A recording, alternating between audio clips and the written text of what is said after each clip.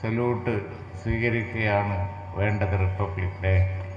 പക്ഷേ ഇവിടെ വന്ന് മഹാത്മാഗാന്ധി കാലുകുത്തിയ നാട്ടിൽ വന്ന് അഭിവാദ്യം സ്വീകരിക്കാൻ കഴിഞ്ഞു എന്നുള്ളത് അതിലേറെ മഹത്തരമായി ഞങ്ങൾ കരുതുകയാണ്. നിങ്ങൾക്കെല്ലാവർക്കും റിപ്പബ്ലിക് ദിന ആശംസകൾ നേർന്നുകൊണ്ടാണ് ഞാൻ തുടങ്ങുന്നത്.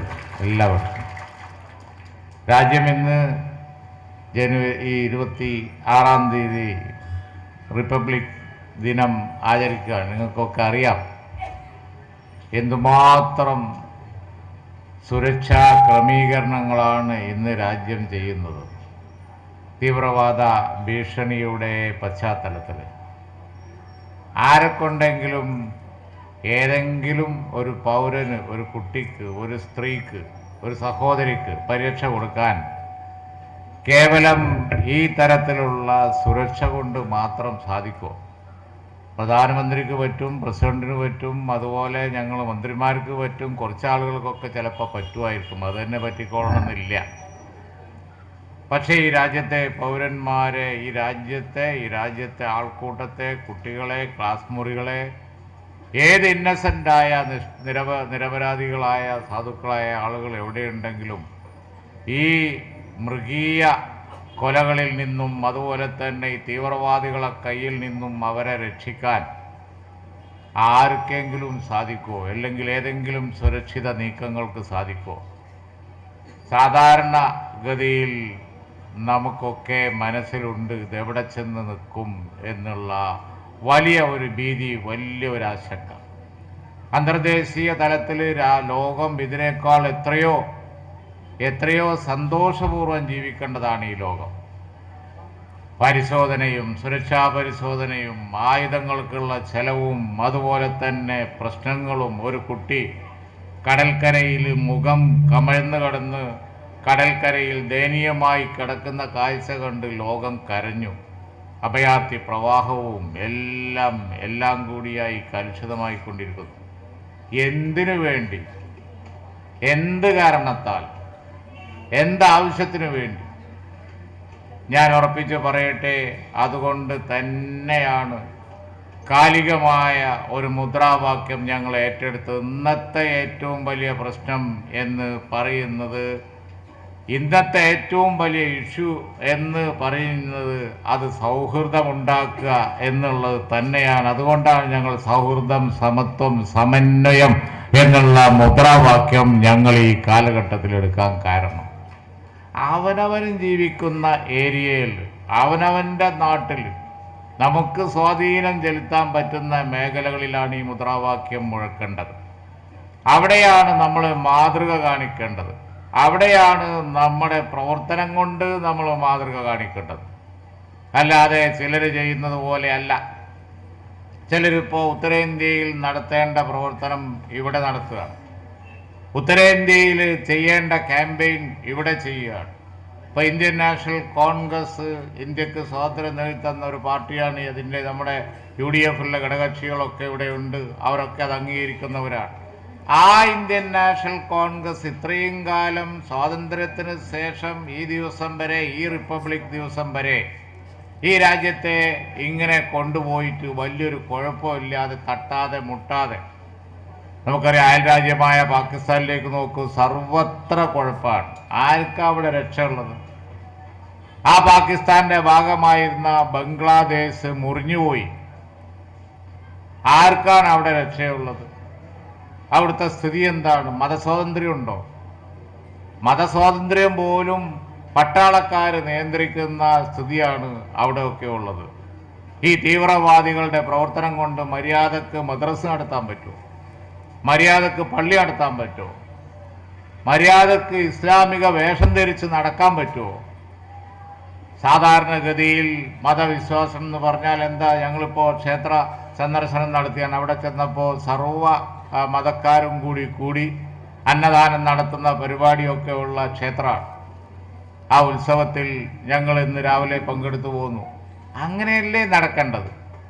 മതവിശ്വാസം എന്ന് പറഞ്ഞത് ഓരോ കാലഘട്ടത്തിൽ ദൈവം, അല്ലാഹു, ഈശ്വരൻ, ആ സമൂഹങ്ങൾക്കിടയിലേക്ക് ദൂതന്മാരെ അയച്ച് അവിടെ നടക്കുന്ന അനാചാരങ്ങൾക്കെതിരായി, അത്തരം പ്രവൃത്തികൾക്കെതിരായി നവോത്ഥാന പ്രവർത്തനങ്ങൾ നടത്തിയ കാര്യമാണ്.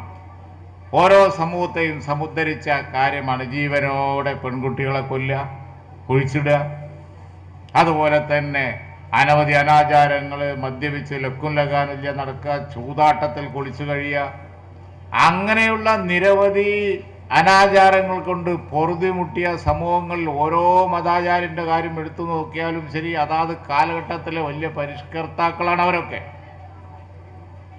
അങ്ങനെയുള്ള മതത്തെ കൊണ്ടുപോയി വികൃതമാക്കുന്ന ഈ ക്രൂരന്മാർക്കെതിരെയാണ് ആദ്യം പ്രചരണം നടത്തേണ്ടത് എന്ന് ഇന്ത്യൻ യൂണിയൻ മുസ്ലിം ലീഗ് തീരുമാനിച്ചു എങ്കിൽ അത് അങ്ങേയറ്റം കാലിക.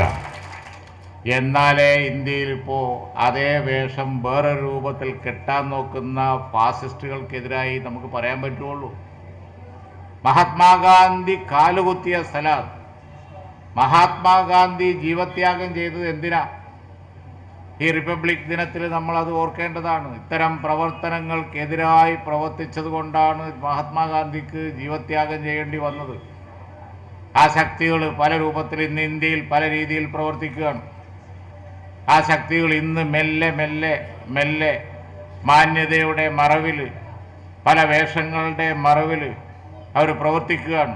പക്ഷെ അവരുടെ യഥാർത്ഥ പ്രവർത്തനം എന്താ? അവർ ഇന്ത്യയുടെ മതേതര സ്വഭാവം മാറ്റുകയാണ്. അലിഗർ ഇപ്പോൾ ന്യൂനപക്ഷ പദവി വേണ്ട എന്നാലോചിക്കുകയാണ്. ഭരണഘടന കൊടുത്തൊരു അവകാശമാണ്. ജാമിയ മില്ലക്ക് കൊടുത്തപ്പോൾ എന്താ ഇന്ത്യയിൽ കോൺഗ്രസ് നേതാക്കന്മാർ, ജവഹർലാൽ നെഹ്റുവും ബാക്കിയുള്ളവരും വന്നിട്ട് എന്താ ചെയ്തത്?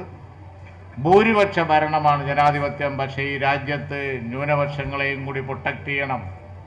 മുസ്ലിം ന്യൂനപക്ഷം അല്ലാത്തവരുമുണ്ട്, പലരുമുണ്ട്, എല്ലാവരെയും. ഭാഷാ ന്യൂനപക്ഷങ്ങളുണ്ട്. എല്ലാവരുടെയും ഐഡൻറ്റിറ്റി, തമിഴ്നാട്ടിൽ ജീവിക്കുന്ന ആളുകളുടെ ഐഡൻറ്റിറ്റി വേറെയാണ്. അവരുടെ ഭാഷ തമിഴാണ്, ദ്രവീഡിയന്മാരാണ്, അവരുടെ വികാരം വേറെയാണ്, അവരുടെ ചിന്ത വേറെയാണ്, അവരുടെ പാരമ്പര്യം വേറെയാണ്. അവരുടെ ഐഡൻറ്റിറ്റി ഹോണർ ചെയ്യാതെ അവരുണ്ടോ പിടിച്ചാൽ നിൽക്കുന്നു. അവരവരെ വഴിക്ക് പോവും, അവർ ബഹളമുണ്ടാക്കും. BJPക്ക് തെറ്റി, സംഘപരിവാറിന് തെറ്റി. ഇന്ത്യയെ പിടിച്ചു നിർത്തണം എന്നുണ്ടെങ്കിൽ തമിഴ്നാട്ടിലാണെങ്കിൽ അവരുടെ ഐഡൻറ്റിറ്റി കീപ്പ് ചെയ്യേണ്ടി വരും. ബീഹാറിൽ ചെന്നിട്ട് ഈ നേതാക്കന്മാർ സംഘപരിവാറിൻ്റെ ആശയം പറഞ്ഞാൽ പോണ വഴിക്ക് പോകാൻ പറയും, ഞങ്ങൾ വേറെ നോക്കിക്കൊള്ളാം എന്ന് അവർ പറയും. അതാണ് ഇപ്പോൾ അടുത്ത കാലത്തുണ്ടായ തെരഞ്ഞെടുപ്പിലുണ്ടായത്. കാരണം എന്താ? അവിടെ പിന്നോക്കക്കാരാണ്. കാലം കുറേ ആയി അനവധി പീഡനങ്ങൾ അനുഭവിച്ച പിന്നോക്കക്കാർ അവരുടെ സംവരണം എടുത്തു കളയും എന്ന് പറഞ്ഞാൽ മോഡിയുടെ മനോഹരമായ പ്രസംഗം കൊണ്ട് കാര്യമില്ല.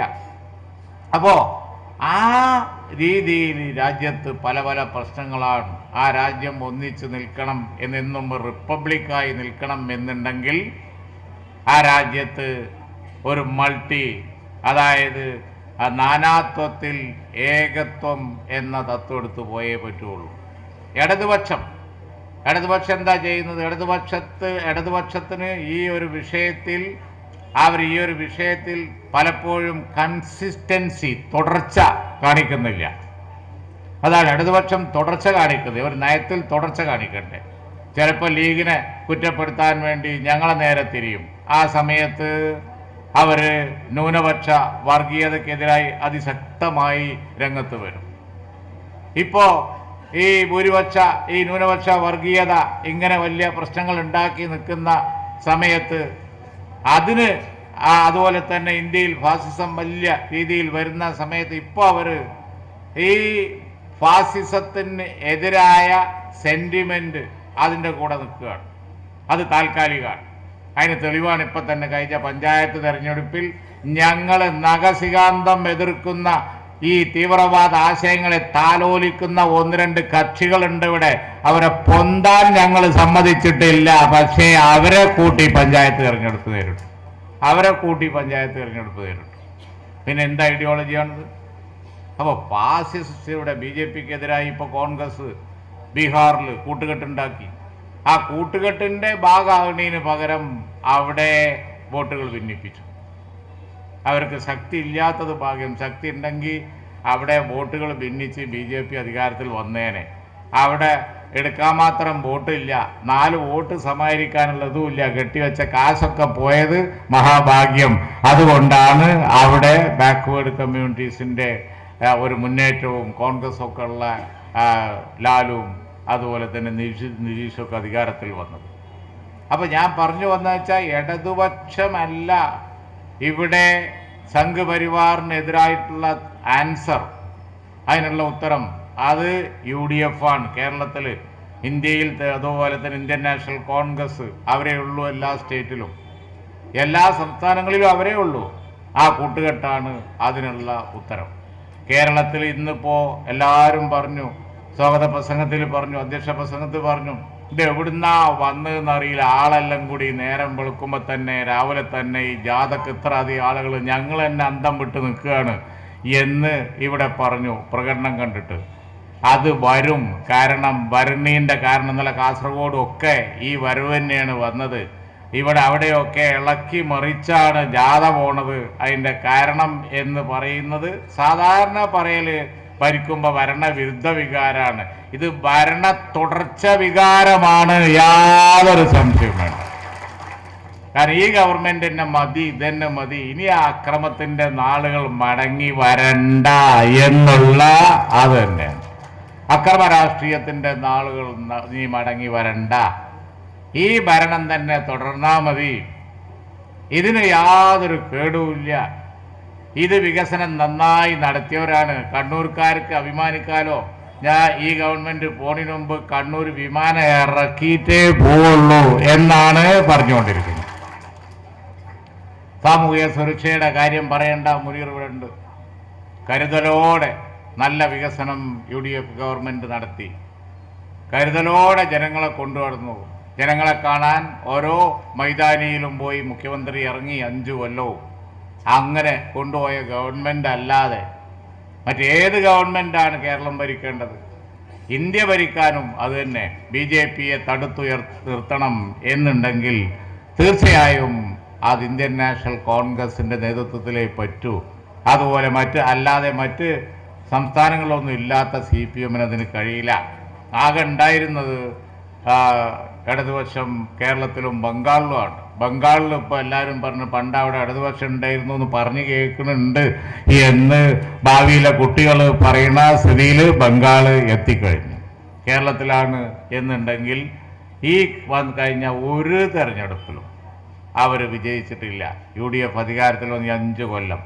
പഞ്ചായത്ത് തെരഞ്ഞെടുപ്പിലും ഇല്ല. അതിൽ 7 ജില്ല UDFന്, 7 ജില്ല LDFന്. അത് തന്നെ ഞാൻ നേരത്തെ പറഞ്ഞ കൂട്ടുകെട്ടുണ്ടാക്കി ജയിച്ചതാണ്. അപ്പോൾ അല്ലാതെ കേരളത്തിലുള്ള ഭരണ അനുകൂല വികാരമാണ്. ഈ ഗവൺമെൻറ് തുടരുന്നതാണ്.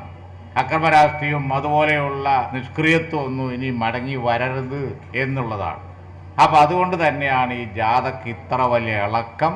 ആ ഇളക്കം ഇളകി അവസാനം തിരുവനന്തപുരത്തെത്തി അവസാന റൗണ്ട് മത്സരം ഏതാനും മാസങ്ങൾക്കുള്ളിൽ നടക്കും. അതിൽ കപ്പും കൊണ്ട് UDF പോവുകയും ചെയ്യും, യാതൊരു സംശയവും ആർക്കും വേണ്ട. അതാണ് ഞങ്ങളുടെ ആത്മവിശ്വാസം വർദ്ധിപ്പിക്കുന്നത്. ജാഥക്ക് നിങ്ങൾ നൽകിയ വമ്പിച്ച സ്വീകരണത്തിന് ഞാൻ നന്ദി പറയുന്നു. എല്ലാവർക്കും അഭിവാദ്യങ്ങൾ അർപ്പിക്കുന്നു. റിപ്പബ്ലിക് ആശംസകളേക്ക്. Thank U.